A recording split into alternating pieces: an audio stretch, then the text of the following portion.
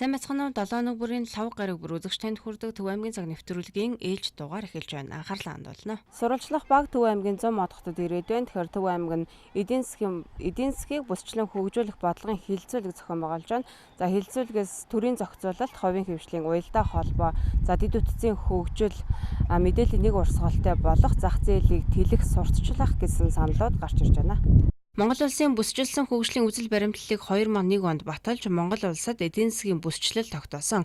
Энэ хүрээнд бүс нутаг хот хөдөөгийн хөгжлийн нэгдмэл болон бие даасан тогтолцоонд суурилсан бүс нутгийн эдийн засаг нийгмийг бүрдүүлэхээр ажиллаж бүсүүдийн хөгжлийн хөтөлбөрийн хэрэгжилтийг 2006-аас 2015 оны хүртэл баталж байжээ.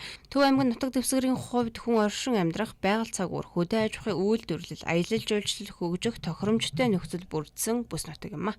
Тэгэхээр улс орны хэмжээнд эдийн засгийн тодорхой бүсүүдийг тогтоож тэр бүс нутгийнхаа хөгжлийг дэмжих хэлбэрээр улс орныхоо хөгжлийг эрчимтэй урагшлуулах одоо юм болцоо боломж байна гэж ингэж харагддаг. Мэдээж бидэнд төсөв санхүүгийн хувьд ч за тодорхой нөөцийн хувьд ч хязгаарлагдмал. Тийм учраас бас тодорхой хөгжлийн бүсүүдэн тогтоогоод тэр бүсүүд дээрээ тулгуурлаж хөгжлийнхөө одоо зорилтуудыг хангуул илүү хурдцтай хөгжих юм болцоо байна гэж харагддаг.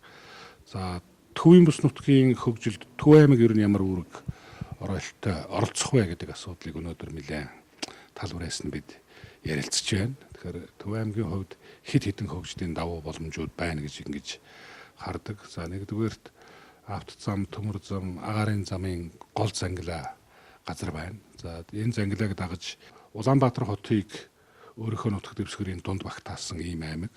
Тийм учраас нийслэл гэж энэ том айлын хүнсний хангамжийг одоо найдвартай хангах асуудал байна нэг.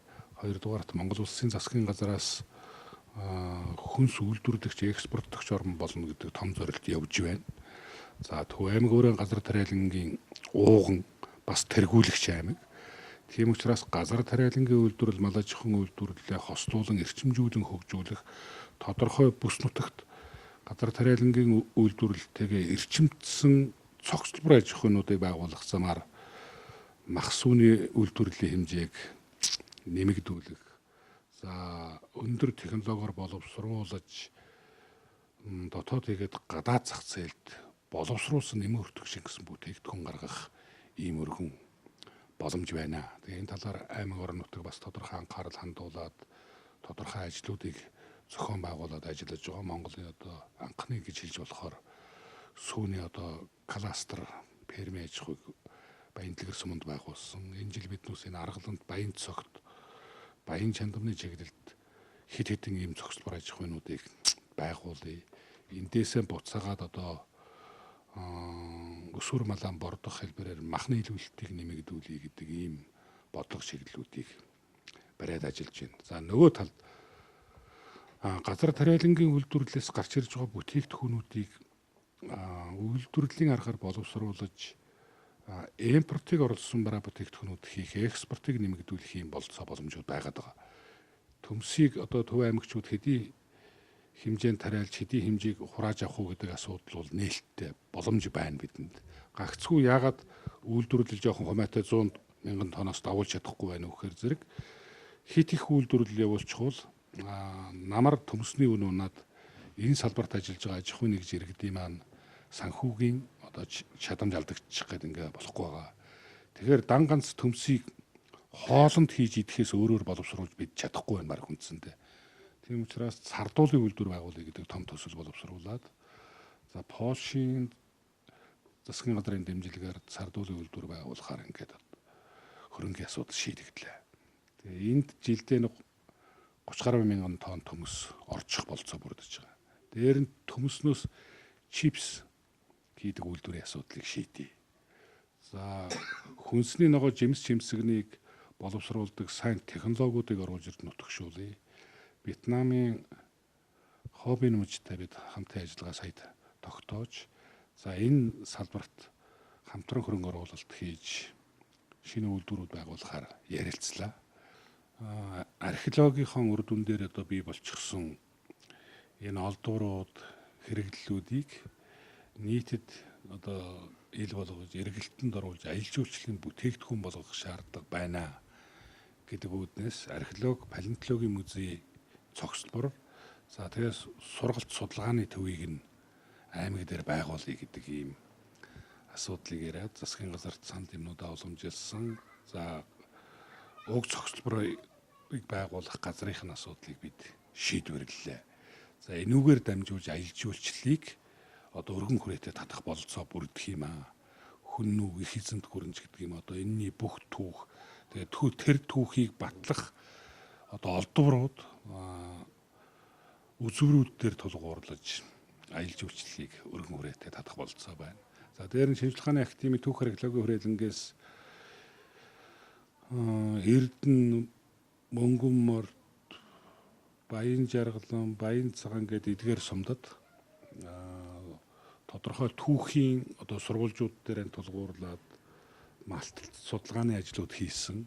Тэрүүгээр хүннүүгийн үеийн одоо хид хідэн одоо ордон суурингуудын одоо дурсгалууд ил болж гарч ирсэн.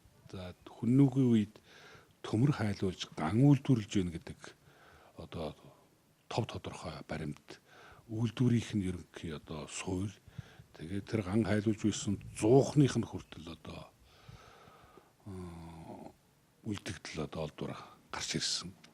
За энүүнийг түшиглэж аялал жуулчлалын шинэ бүс нутгийг нэ үндсэндээ шинжлэх ухааны тэгээд түүхийн энэ тодорхой нотлогоон дээр одоо тулгуурлагдсан энэ олдврууд дээр түшиглэж одоо аялал жуулчлалын нэг шинэ бүс нутаг нэ гэж энэ Мөнгөнмөрт Эрдэнэ арх уст Баян Жаргалан Баян Цагааны энэ орчмын бүс нутгийг хөгжүүлэхээр сая аймаг шийдвэрээ гаргалаа. Тэгэхээр зэрэг аялал жуулчлал хөгжихэд хэд хэдэн гол зүйл байгаад байгаа юм. Нэгдүгээр дэлхийн нийтэд сурчлан таниулах асуудал чухал байна. Хоёрдугаар аялал жуулчлалын дэд үтсийг шийдвэрлэх тухай асуудал байна. За гуравдугаарт яг шинжлэх ухааны үндэслэлтэй тэр олдвор юмн дээр нь тулгуурласан тийм хүн үзэж харах дахин давтагдашгүй тийм одоо үзүүрүүд объектуудыг бий болгох зайлшгүй шаардлага байна. Тэгж вэж иргэд орхны хөндий давхинахээс илүүтэйгээр бараг энэ хэрлэнгийн хөн дээрүү давхиад орхон бүх юмаа үзээд хараад ингээд сэтгэлд ханамжтай одоо жуулчлах юм бололцоо бүрдэх юм гэж харагдаж байгаа. Монгол улсын доктортой хөгжлийн үзэл баримтлал 2030 шинжилэн батлагдаж улс орны хөгжил хурдцтай өөрчлөгдөж байгаатай холбогдуулан Монгол улсын бүсчилсэн хөгжлийн бодлогыг шинээр боловсруулах шаардлага гарч байна. Энэ бодлогыг боловсруулах ажлыг холбогдох төрийн захиргааны төв болон орон нутгийн захиргааны байгууллагаас ирүүлсэн саналд үндэслэн хамтран боловсруулах ажлыг эхлүүлж аймаг бүрт хилцүүлгийн үйл ажиллагааг зохион байгуулж байгаа юм а. Энэ хүрээнд бүсчилсэн хөгжлийн бодлогын хилцүүлгийг Төв аймагт зохион байгууллаа. Уламжил шинчиллийг одоо хослуулж хөгжих тийм их боломжтой аймаг гэж үздэг. Одоо жишээ нь хамгийн сүүлийн үед ихтэй одоо Төв аймгийн зүүн талаар манай одоо Хүннүүгийн Хаадын, Зуны ордон, Нийслэл хот, Улирлын ордон гэдэг маш олон төрлийн тийм орд газруудын одоо археологийн нийтүүд боллоо штэ. За түүнээс гадна одоо Цайны зам гэдэг тийм ээ их олон жилийн уламжилтай түүхтэй энэ зам маань бас яг Төв аймагт авч явж байсан. За тэгээд тэрнээс гадна шашин соёлын төв байсан. Манай одоо нийслэл хот маань одоо том өргөө гэж байх үед тийм ээ энэ шашны одоо төв байх үед олон удаа энэ Төв аймгийн нутгаа нүүдэлж байсан. За тэгэхээр ийм гоё уламжилтай. За түүнээс гадна одоо яг шинэ уламжлалын хувьд бол за олон улсын одоо RCT хотыг дагсан одоо яг Тээвэр логистикийн төв хаб тийм ээ ийм одоо бүс нутаг болох юм боломжтой юм байна. Олон улсын сонгосны буудал түүнийг дагсан хот түүнийг дагсан энэ олон том дэд бүтцийн одоо бүтээн байгуулалтууд бол одоо дан ялангуяа Төв аймаг 100 мод хотыг бол маш өндөр өөр төвшөнд олон улсын төвшөнд бол гаргаж ирэх юм боломжтой. Тийм учраас Төв аймаг маань уламжил шинжилгээ хослуулсан ийм сайхан хөгжих бүс нутгийн төв болох юм боломжтой аймгийн нэг гэж үзэж байгаа. За Төвийн бүсийн хөгжилд бол манай аймаг бол ихээхэн үүрэг оройтой байдаг. Яагаад гэвэл манай Төв аймаг энэ 100 мод хот бол Төвийн бүсийн тулгуур төв болж ингэж багтагдсан. За энэний дагуу бас бид нар төвийн бүсийн хөгжилдөө бас аймгийнхаа үүрэг гүйцэтгэх үүргийг бол бид нар бас энэ хэлэлцүүлэгтээ бас тодорхойлж ингэж оролцож байгаа. Аймгийнхаа төвийг нээлттэй бүс болгох ийм концепцийг баримталж байгаа. Энэ нээлттэй бүс болгох концепцаа бас бид нар энэ эдийн засгийн бүсчилсэн хөгжлийн бодлоготой суулгах энэ бас бодлого санаагаа төвлөрүүлж ингэж ажиллаж байгаамаа. За мөн манай аймаг бас аялал жуулчлал хөгжих их боломжтой нутаг. Олон улсын нисэх онгоцны буудлын дагуу бид нараас аялал жуулчлалыг хөгжүүлэх бүрэн нөөц бололцоо байна гэж ингэж үзэж байгаа.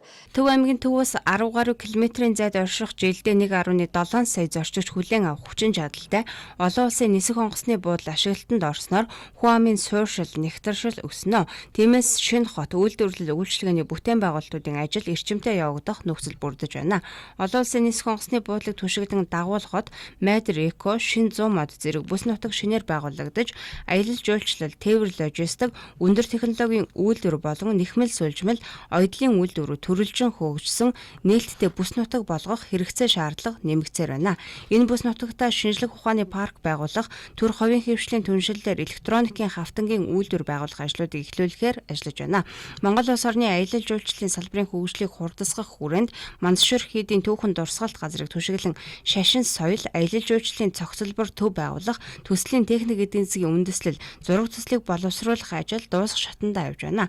100 мод суманд эртний түүх соёлын олдвроор археологи, палеонтологийн музей цогцлбор, сургалт судалгааны төвийг байгуулах үүсэлтэд засгийн газарт уламжилж газрын асуудлыг шийдвэрлээд байна.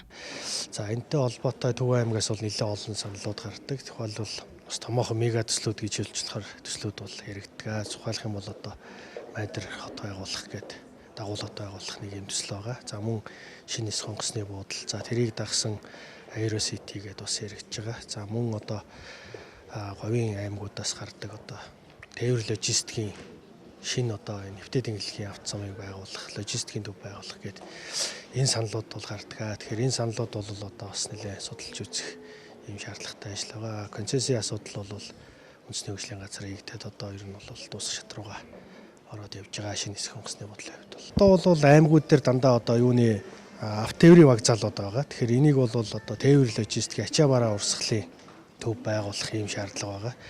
Одоо ялангуяа энэ одоо хөдөө аж ахуйн гаралтай түүхийд бүтээгдэхүүнүүд бол стандартын бус тээврийн хэрэгслэр ингээд тээвэрлэгдэж байгаа. За мөн одоо бусад бараа материал ч гэсэн мөн ялгаагүй. Тэгэхээр энийг бол яг орчин үеийн шаардлагад нийцсэн ийм төвийг эхний ээлжинд байгуулах. За энийг дагсан одоо нийлүүлэлтийн сүлжээг орон нутгад тоновчтой зохион байгуулах. Ялангуяа одоо сумдуудын түүхийд бүтээгдэхүүнийг цуглуулах гол одоо хөгжлийн ирээдүйн сайтай сумууд дээр логистик төв байгуулах. За энэний дараа бол одоо баруун болон төвийн ачаа урсгалыг хямд зардлаар бас оновчтой тээвэрлэх боломж бүрдэж байгаа. Ноос ноолоор ээрэмлийн үйлдвэрийг түшиглэн нэхмэл сүлжмэл, оёдлын үйлдвэрийг төрөлжүүлэн хөгжүүлэх бодлого барьж, газар тариалан эрчимдсэн мал аж ахуйг хослуулан эрчимтэй хөгжүүлж, нийслэлийн хүнсний хэрэгцээг найдвартай хангах, хүнс үйлдвэрлэгч орон болгох, засгийн газрын бодлогыг хэрэгжүүлэх гол түшиж нутаг болохоор ажиллаж байна. Мөн хэрэглэгч, импортлогчийн шаардлагыг хангасан, ямар нэгэн эргэлзээгүй эрүүл ахуйн стандарт шаардлагыг хангасан хөдөө аж ахуй үйлдвэрлэл технологийн паркуудыг байгуулна. Бирж байгуулах бодлого барьж, төмс хүнсний ногоо, жимсгнийг өндөр технологиор боловсруулж, нэмэн өртөг шингэсэн гадаад дотоодын зах зээлд өрсөлдөх чадвартай бүтээгдэхүүн болгох чиглэлээр ажиллах юм а. Мөн төмснөөс цардуул гаргах чипсний үйлдвэр байгуулахад шаардлагатай хөрөнгийн асуудлыг шийдвэрлүүлээд байна. Үндэсний хөгжлийн газар Германы хөгжлийн агентлаг хамтран зохион байгуулж байгаа энэ хэлцүүлгийг бид нөхөн бас бүх сумдаа зохион байгуулсан байгаа. Сумдаасаа саналаадаа авсан. Мөн одоо манай сумдын удирдлагууд өнөөдрийн хэлцүүлэгт бүгд оролцож байгаа. Аж ахуй нэгж байгууллагын төлөөллүүд, эрдэмтдийн зөвлөлийн гишүүд маань оролцож хэлцүүлгийн арга хэмжээ зохион байгуулж байна. За манай аймгийн хувьд 2017 онд бид хүн хөгжлийн төвчөө Төв аймаг 2024 бодлогын баримтчийг боловсруулан шинжилэн баталж гаргасан байгаа. Энэхүү бодлогын баримтчдагтай бол дунд хугацааны буюу ирэх 8 жилийн хөгжлийнхаа төлөвлөлтийг тусгах 2018 онд хөгжлийн төвчөө Төв аймаг хөрөнгө оруулагчдын жуулга уулзалтыг зохион байгуулсан. Энэхүү жуулга уулзалтаараа Төв аймгийнхаа цаашдын бүс нутгийн хөгжил, мөн одоо сум орон нутгийнхаа хөгжлийг тодорхойлж, аймгийн иргэдийн төлөөлөгчдийн хурлаараа хэлэлцүүлээд бодлогын баримтчигт тусах саналаа бол холбогдох байгууллагууд уламжилсан байгаа. За энэ удаагийн хэлэлцүүлгээр түрүү манай бэлтгэгч нарын бас бэлтгэл гарч байна. Аймгийн засаг даргагч маань ч бас тодорхой хэлсэн байгаа. Манай 100 мод орчмын нээлттэй бүс нутгийн тухай асуудал яригдж байгаа. хөгжлийн төлөвлөлтүүдийг нэг хавтгай дээр нэг зургал дээр буулгаж харах, мөн одоо энэхүү хотуудын төлөвлөлтийг дагсан нээлттэй бүс бий болох тал дээр бас онцгой анхаарч ажиллаж байна. Аймгийнхаа сумдын өөрсдийн одоо тэргүүлэх чиглэл онцлогоор нь бас хүсчлэн хөгжүүлэх, малын тижэл үйлдвэрлэлийг эрчимжүүлэх тал дээр онцгой анхаарч ажиллаж байна. Тижэл үйлдвэрлэлээ дагж иж эрчимцэн аж ахуй бий болно. Эрчимцэн аж ахуйгаа дагж иж бас дэд үтц зам тавигдах ийм бас хөгжлийн төлөвлөлт бодлого зохицуулалт байгаа. Энэ тал дээр онцгой анхаарч ажиллаж байна. Мөн тал хэрийн сумдтай бидхэн бас эрчим уламжилт мал аж ахуй, мөн одоо бас малын тижэл үйлдвэрлэлийг дэнд нэмэгдүүлэх, мөн одоо ургаж болохоор одоо ботлог ургамлыг бас тариалж жимсгний үйлдвэрлэлийг нэмэгдүүлэх тал дээр анхаарч ажиллаж байна. Хүрэн нүүрсний бүлэг ордыг түшиглэн цахилгаан станц байгуулж эрчим хүчний салбарын хөгжлийг хангах 2 томоохон төсөл дэмжигдэж байна. Төв аймгийн зүгээс төлөвлөн хэрэгжүүлж байгаа дээрх бодлого санал санаачлаг бусжилсан хөгжлийн бодлогод тусч ажил хэрэг болно гэдэгт аймгийн засаг дарга итгэж байгаагаа илэрхийллээ. Аймгийнхаа бодлого зорилтуудыг бусжилсан хөгжлийн бодлоготой уялдуулах, үйлдвэрлэл үйлчилгээ, аялал жуулчлал, дэд үтцийн хөгжил, байршлын судалгаа, зураглал боловсруулах мэдээллийн баазыг өргөтгөнө. Мөн улс бүс нутгийн чанартай томоохон төслүүдийг хэрэгжүүлэх чиглэлээр үндэсний хөгжлийн газартай нэгт хамтран ажиллана гэдгийг онцоллоо. Хот суурингуудын түлшний хэрэглээнд өөрчлөлт оруулаж нийтлэг хий буюу газ үйлдвэрлэх болцоо боломж их өргөн байна.